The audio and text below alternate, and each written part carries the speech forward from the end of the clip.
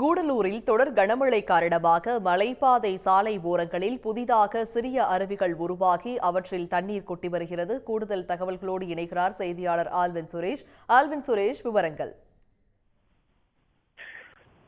தற்பொழுது தென்மேற்கு பருவமழையானது துவங்கி தீவிரமடைந்து வரும் நிலையில் கடந்த 4 நாட்களாகவே கூடலூர் மற்றும் அதன் சுற்றுவட்டார பகுதிகளில் மிதமானது முதல் கனமழையானது பெய்து வருகிறது.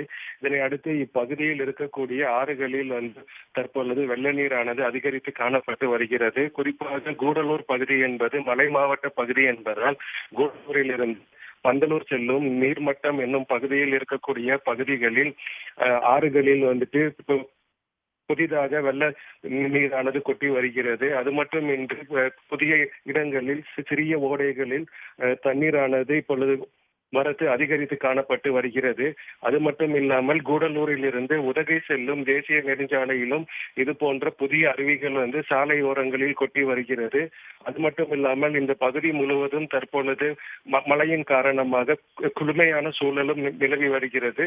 இதனை அடுத்து இப்பகுதியில் வரக்கூடிய சுற்றுலா பயணிகள் இந்த புதிதாக உருவாகி வரும் ஆறுகளை கண்டு ரசித்து செல்கின்றனர்.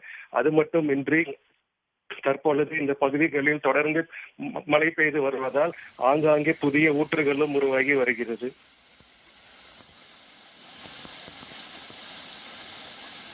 விவரங்களை வழங்கியமைக்கு நன்றி ஆல்வின் சுரேஷ்.